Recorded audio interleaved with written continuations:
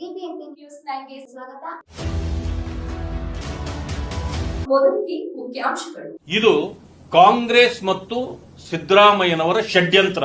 ದಲಿತರ ವಿರುದ್ಧವಾಗಿ ದಲಿತರಿಗೆ ಇವರು ಮಾಡ್ತಾ ಇರತಕ್ಕಂತ ದ್ರೋಹ ಹೇಗೆ ಅಂತಂದ್ರೆ, ಮೊನ್ನೆ ಬೊಮ್ಮಾಯಿ ಅವರು ಏರಿಕೆ ಮಾಡಿದ್ರು, ನೀವು ಆವಾಗಲೇ ಅದಕ್ಕೆ ಅಪಸ್ವರವನ್ನ ತೆಗೆದ್ರಿ. ಶೆಡ್ಯೂಲ್ 9 ಸೇರಿಸಬೇಕಾಗಿತ್ತು ಅಂತ. ತಾವು ಮಾನ್ಯ ಸಿದ್ದರಾಮಯ್ಯನವರೇ, ನೀವು ಕೂಡ ವಕೀಲರು, ಬೇರೆಯವರನ್ನ ನಾವು ಏನು ಹೇಳೋದು ಬೇಡ, ನೀವೇ ಮುಖ್ಯಮಂತ್ರಿಗಳು. ನಿಮ್ಮ ಪ್ರಾಕ್ಟೀಸ್ ಬರೀ ಸಂಡೇ ಇತ್ತಾ ಬೇರೆ ದಿನಗಳಲ್ಲೂ ಇತ್ತಾ ಅನ್ನೋ ಅಂತ ಒಂದು ಅನುಮಾನ ಬರ್ತಾ ಇದೆ ನನಗೀಗ. ನೀವೇನು ಸಂಡೇ ಲಾಯರ್ ಆಗಿದ್ರಾ? ನಾನೊಂದು ಪ್ರಶ್ನೆ ಕೇಳ್ತೇನೆ ನಿಮ್ಗೆ.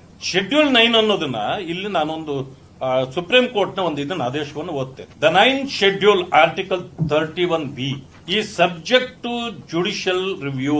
Following the 2007 IR Cholo case, the Supreme Court ruled that laws added to the schedule after April 24, 1973 can be challenged if they violate basic structure of the Constitution or fundamental rights. It is no longer a blanket protection for the judicial scrutiny. ಅದಕ್ಕೆ protection ಇಲ್ಲ. ಇದು ಯಾವಾಗ 2007ರಿಂದ ಬಂದಿದೆ.